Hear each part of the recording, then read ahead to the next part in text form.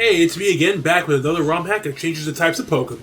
This time we're checking out Pokemon Fool's Gold. On top of that, we'll be using only the Ice types for this playthrough, which, after looking at where most of my encounters are going to be, might be a while before we actually get a full team in this playthrough. Our foolish adventure begins by meeting Professor Elm and getting the first member of our frigid team. I decided to go with the clown naming motif, so meet the first member of our team, Pomni the Cyndaquil. After getting Pomni, I head to Mr. Pokemon's house and get the egg from Oak, and on my way back I get challenged by a mysterious man.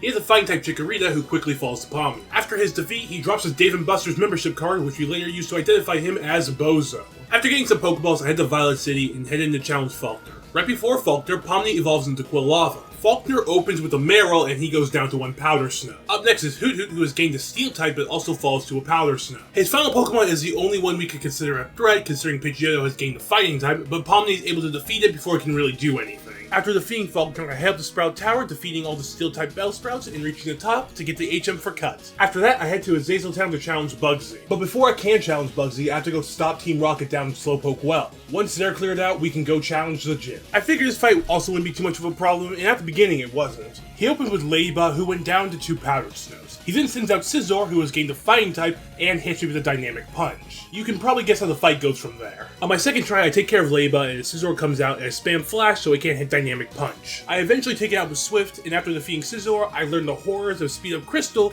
and accidentally get rid of Powder Snow. So for his last 2 Pokemon, and for the foreseeable future, I'll be using Swift, and that's how I take care of his Venonat and his Sneasel. After defeating Bugsy, this is where I initially ended by recording, thinking that the only mon available to me until after Morty was going to be Pomni. But after doing a little bit more research, I learned that in Route 46, Skarmory has a 1% chance of spawning, so I head there, and after a bit of back and forth, we catch Dimentio, the Skarmory, ending day 1. Day 2 begins with me heading back to Ilex Forest and herding Farfetch back to its owner and actually getting the HM for Cut this time. I was actually wrong about the Bellsprout Tower. I tried to teach it to my clowns, but sadly none of them can learn Cut, so I figured I have to catch a non-ice type just to get through the forest. That was until I ran into a Yanma and then remembered that there's a kid in Violet City who wants to trade one for an Ice-type Oddish. So I trek on back to Violet City and trade a Yanma for the Ice-type Oddish Holly. And luckily, Holly can learn Cut. And with Cut, I make it through Ilex Forest and reach Goldenrod City to challenge Whitney. My first fight with Whitney ends with a loss against our Porygon with a super effective Hidden Power and Snubbull with Double Kick. On my second attempt, I open with Pomni against her Porygon and it tries to minimize, but I have Swift and I'm able to take it out. Her next Pokemon is Snubbull. It tries to bulk up, but Pomni takes it out before it can become really scary. Next is Coughing and I switch to Dimentio. Coughing makes Dimentio fall in love with them and then poisons her. Dimentio is able to break through the power of love, and with a rollout, defeats Coughing. Whitney's final Pokemon is Mantine. I switched to Holly before I saw what typing it was, so I quickly switched to Pomni and defeat Mantine with a Swift. After defeating Whitney, I get the Squirt Ball and irritate the Sudowoodo to gain access to Ecruteak City, and I enter the Burn Tower.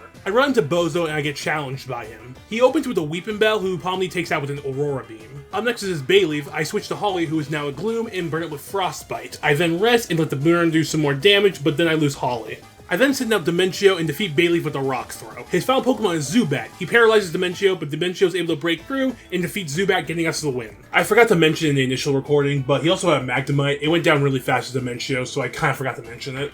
After defeating Bozo, I fall down the Burn Tower and encounter the 3 legendary beasts, one of which I can catch later, that being Suicune. After I exit the Burn Tower, I enter the gym and challenge Morty. His first Pokemon is an Ariados who falls to Pomni. Up next is Marowak. I switch to Holly, burn it with Frostbite, and then take it out with Razor Leaf. Up next is Girafarig. I switch to Dimentio and defeat it with a Rollout. For his final Pokemon, Morty seems to have taken a page out of Whitney's book because he sends out a Milk Tank. Dimentio is able to freeze the Milk Tank, getting us the win with Powder Snow. Day 3 begins with me heading back to Goldenrod City to get an Eevee from Bill, and I name him Fizz. After getting Fizz, I try to make my way to Laceleaf Town, a new town added in this ROM, to get the Warstone. I soon realize I actually need Surf to access Laceleaf, so I return to Ecruteak to battle the Kimono Girls. The battles themselves aren't all that hard, but it is a good way to see all the evolutions in this ROM. After defeating them, I reach Laceleaf Town, and along the way, Pomni evolves into Typhlosion. I buy a Warstone to evolve Fizz into Vaporeon, and I also get a Leaf Stone to evolve Holly into Vileplume. I then head down to Olivine City to talk to Jasmine about getting medicine for her Ampharos, and then I surf down to Cinderwood to challenge Chuck and get the medicine. Now, Chuck and Jasmine were probably the 2 biggest fears I had going into this challenge, considering the typings that they use and how effective they are against me, so I was pretty cautious beginning my battle with Chuck. He opens with a Cloyster and I open with Pomni.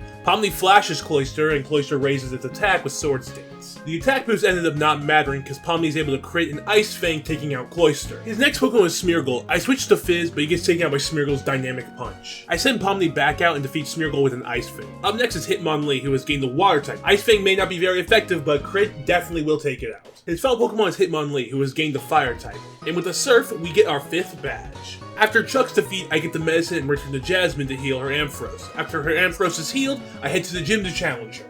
Jasmine was the first real roadblock I had experienced in this playthrough. I had taught Dynamic Punch to Pomni to have some kind of answer to her Steel types, but that move isn't really consistent in hitting. My first few attempts don't go very well, mainly because of her Quillfish, and after multiple attempts, I had the revelation that her Dunsparce is a Fire type and I've been wasting Dynamic Punches on when I could just use Surf. So I do use Surf to take care of Dunsparce. I then switch to Holly and burn Quillfish. Holly gets Iron-Headed, so I send back out Pomni and actually hit a Dynamic Punch on Quillfish, defeating it. Next up is Slowking, who is now Electric Dark. I switch to Dimentio and defeat it with a Strength. Her final Pokemon is Victory Bell. I Mud Slap it to lower its accuracy, and then Dimentio falls to Flamethrower. I then for some reason send out Fizz, but I actually do get some decent damage in before Pomni comes out and Jasmine heals. I was really worried I wouldn't be able to do enough damage, but Pomni's able to get some good damage in with Surf, taking out Victory Bell and getting us the win. Day 4 begins with me heading towards Mahogany Town. I was pretty excited to reach this town because it means I finally got access to the route that holds multiple new encounters for me. I head straight to the entrance of Route 44, only to be stopped by a man who wants to sell me a candy bar and won't let me continue no matter how hard I try. I accept that I can't have my new team members just yet and head to Lake of Rage to calm the raging Gyarados. I decided to catch it mainly because it was a shiny and, I have some nostalgia for Red Gyarados as he was, like a lot of people, my first shiny, and I named him Sausage. After the Gyarados, I talked to Lance and he requested I challenge Team Rocket with him in their hideout. I agree and we head down and make our way battling grunts and executives and defeating a Slowpoke Power Rating Generator. After kicking Team Rocket out of Mahogany Town, I spend a really embarrassing amount of time on Price's Ice Puzzle and then challenge him to a battle. He opens with an Ursaring who falls to Dimentio's rollout. His next mon is the Ice Ghost Delibird. I switch to Fizz and take him out with a bite. After Delibird is Stanler. I switch to Pomni who gets put to sleep, so I switch to Dimentio and defeat Stanler with a Rock Slide. His final Pokemon is the Ice Dark Jinx, who also falls to Dimentio's Rock Slide, getting us the win. After defeating Price, I finally get access to Route 44, where I can catch 2 more members of my team. I had a decent amount of options, but I decided to go with the Fire Ice Growlithe named Greaves and the Ice-type Teirsa named Krusty. After these captures, I evolve both of them and I make my way to the radio tower to stop Team Rocket once and for all. As I tear my way through the Rocket Grunts, I'm actually stopped by Bozo, who challenges me to another battle. He opens with Golbat and I open with Greaves. Greaves crits an Ice Fang, taking out Golbat, and his next mon is Meganium, who Greaves is also able to defeat. Up next is Magneton. I switch to Krusty and take him out with a Feint Attack. Bozo then sends out Weepinbell. I switch back to Greaves and defeat it with the Fire Fang. His final Pokemon is Sneasel. Greaves misses an Iron Fang and falls to Dragon Claw, so I send out Krusty, who defeats Sneasel with an Ice Punch, getting us the win.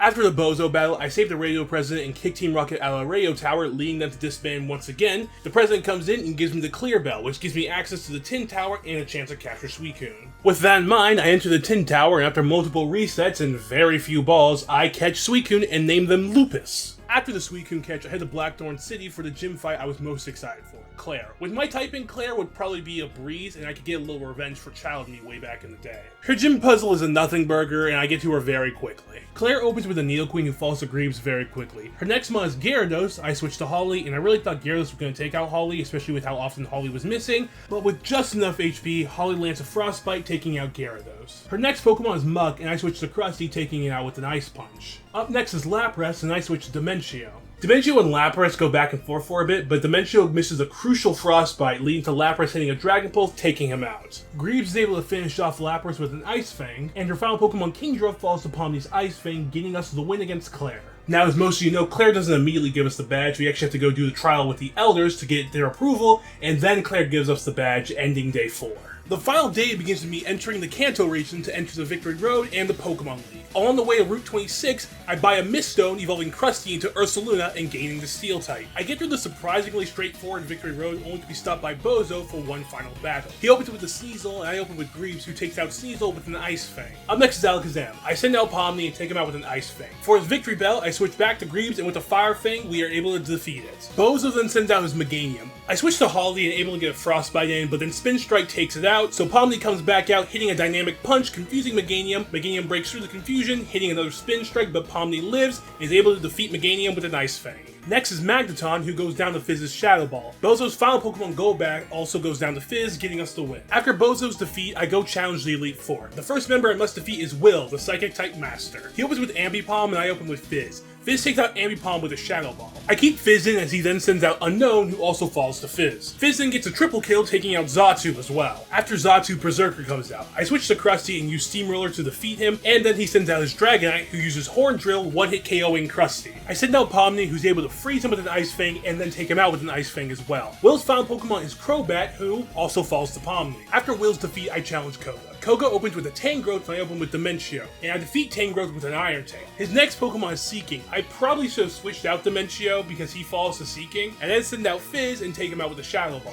Next up is Magcargo. He hits Fizz with a Fire Blast, but Fizz lives it, taking out Magcargo with an Ice Shard. After Magcargo is Magmortar. He tries to Toxic Greaves, but for some reason it doesn't work, and Greaves takes him out with an Ice Fang. He then sends out a Heracross, who very quickly falls to Greaves, and his final Pokemon Blissey also falls to Greaves, the Slayer of Pokemon. After Koga, we go and challenge Brito, who in theory should have been the scariest member we faced today. He opens with a Jumpluff of all things, and it goes down to one Ice Fang. Up next is Mr. Rhyme, who also is weak to ice and quickly gets taken out by Pomni. Up next are Poliwrath and Politoed, both who fall to an Ice Fang just from Greaves rather than Pomni this time. At this point, you've probably realized that there's something weird going on with Brito's typing, and that's because he actually utilizes the Ground type in Fool's Gold rather than the Fighting type. So the man who's no longer the scariest member of the Elite Four sends out his Togekiss, and the second I say he's not the scariest, he gets one over on me by taking out Greaves with Terra Blast. But it takes itself out with Recoil, so you know, you win some, you lose some. His final Pokemon is Steelix. I send out Holly, who gets some great damage in but misses the Frostbite that would have taken him out and falls to a Poison Tail. I then send out Krusty, taking out Steelix and getting the win. The final Elite Four member we face is Carriage. She opens with an Electivire and I open with Pomni, taking out Electivire with a Dynamic Punch. Pomni stays in but falls to a Sand Slash, so I send out Krusty and Steamroller it. Up next is Lantern, who kept using Attract on all of my guys, so I send out my only living girl, Dimentio, but she wasn't able to do much before going down.